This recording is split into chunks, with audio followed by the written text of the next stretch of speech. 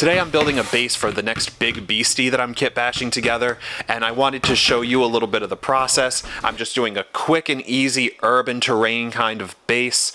Let's get right into it. So the first thing that I did was gather a bunch of materials that I thought that I might utilize during this build, and not all of this got used. The next thing that I did was I took this piece of foam core and I cut it just a little bit oversized to the base so that I would have a full piece of material to work with here. And then I peeled all the paper off of both sides of this piece of foam core. You can see from this darker foam that this is one of the nicer, more high dollar pieces of foam core that I had just kind of happened to pick out of the pile. And that'll be great because it will take the texture that I add to it a little bit better a little later.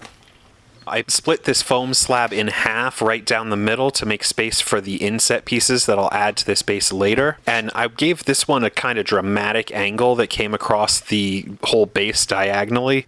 But if you were doing a set of these bases, a whole bunch of them, you'd want to vary up these angles and probably even leave some of them without this cut through the middle entirely. Now, I was going to use this mechanical pencil as a piece of like conduit or plumbing or something like that, but it was too short to actually span the distance. So I went with this straw instead. These straws are made out of much more glossy material that's not going to hold paint very well. So I took a piece of sandpaper and I just sanded the whole surface of this straw till it was a little bit more roughed up so it'll take paint better later. I picked these solar panel type bits out of the bits bin. These were actually left over from the satellites and the Jeep I used to build my objective markers a few videos ago, and I want to use them as sort of a sidewalk grading or something like that. I picked them and I laid them out for now, but I will go back to actually attaching them later on in the build. The next thing I did was I pulled out some of this needlepoint plastic canvas, aka granny grading, to fill the rest of this gap here. It cuts extremely easily and gives you extra texture quickly and easily. Now just for a moment here, I'm going to demonstrate why I like to play World Eaters and other choppy armies, as I completely missed shooting this in frame, but now that the grate is in place, all the big bits of this build are mostly in place. I added another piece of this grate up on the curb for some asymmetry and some interest. This stuff cuts really easily and in very square pieces, so it makes architectural details very easy without having to fuss too much about worrying about making all those corners really perfectly square. They're already squared up for you. I tested out these gears for manhole covers, but I really wasn't satisfied with how they were looking, so I put them back in the bin and I just skipped that step. And then I cut some seams between what will look like concrete slabs in the foam, and I waited for the glue to dry. Now, the good thing about this Eileen's Tacky Glue is that it's cheap, it gives you a lot of working time, which means it's going to give you the ability to slide things around and get placements correct, which is what I did when I pulled this gap apart a little bit more to fit the piece of cross-stitch netting in. The not so great part about it is that that long working time means that it's going to take forever for it to dry, and I now need it to dry before I can do the next steps. So now, I wait. It's also great for cooking. You can add about a half a cup of this to your pizza sauce if you need your cheese to stick better.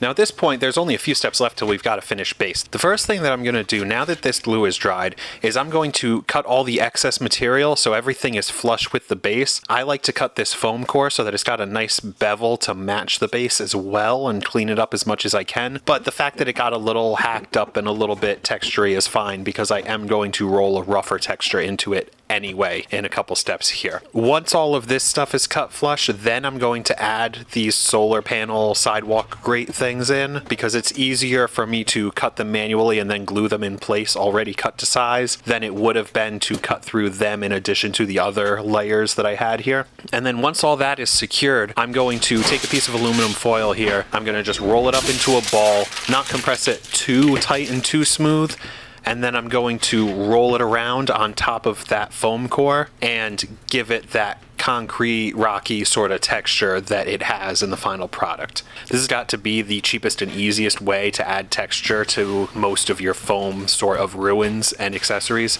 And now the only thing left to do is paint. I didn't want to spray paint the primer here because I was concerned that I might melt that foam with the propellants from the spray. So I utilized the Vallejo black surface primer and just brushed everything on. You can use an airbrush with this stuff, but I use it as a brush on primer all the time. It doesn't always give you great first coat coverage if you brush it on as opposed to using it as intended with an airbrush, but it gives you more than enough coverage to get paint stuck on top of it. And then I started with the concrete. I dry brushed with a really heavy dry brush with like 90% coverage or so with this dark cool gray color. I think this was Citadel Dark Reaper. And then I kind of went back and forth on what pieces of the base I was working on so that it would give everything a little bit of time to dry before I went back to any given detail. I picked out a bright color for this piece of pipe to offset all of the darkness and everything that's going to be around it. I used model color blue-green here, and I gave it one nice thick coat, the Landlord Special, because we're not spending a ton of time on any one aspect of this build, and it is going to be more than enough detail here for what we're trying to achieve.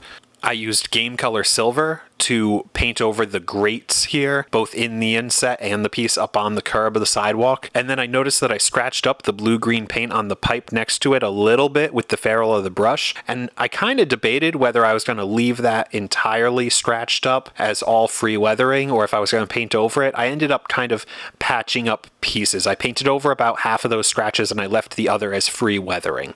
And then I went back to the concrete slabs. I did a Slanesh gray dry brush across all of the concrete, and then I followed that right away with a Game Color Stonewall gray dry brush for just kind of the edges and a couple of highlights here and there, and that blended a little bit more with the brushing of the Slanesh gray. Now I wanted a contrasting, like, warm metallic color for the walkway grates, and Streaming Bell is always one of my favorites from Citadel, so I went with that. I did a thick coat here. Once again, the detail will actually work out just fine this way. We're looking at sidewalk grates, municipally painted, things that would have just had a coat of paint slapped on and move on anyway. So any of that little texture that's left behind just sells the effect anyway. Not to mention that covering this about 90% with that color is going to give us some black spots left over that'll still give us free weathering and all of this. Don't forget that while we are purposely adding detail and we're trying to make this nice, we also don't want to agonize over all of those tiny minute details because you are trying to keep the focus on the model anyway. So a couple of little half-done details are not going to destroy your illusion in a base like this. All right, we're nearly done at this point, and the cool thing about bases is that they're never your main focal point when it comes to a model, so you can leave things a little bit patchier and a little bit more undone, and it's just going to come off as weathering. You know, this blending here on the dry brushing could be better, but it's just going to come off as weathering. I left some black primer visible underneath this heavy overbrush that I did on this copper color. It's just going to come off as weathering.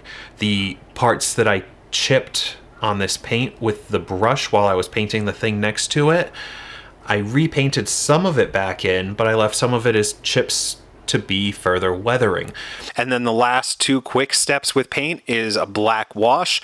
I covered everything in this black wash and then I dabbed it off with a paper towel so that it's not too dark. Not to mention that the dabbing will give another texture in addition to the texturing that we've already added with the foam rolling, with the dry brushing, with all of these other techniques. So it's going to keep layering up textures in quick and easy ways for us. And then after that's done, I painted the rim black. All right, and we're done here. So it's super simple. I did this in a relatively short amount of time over the course of a couple of evenings just because I was letting glue dry and all that.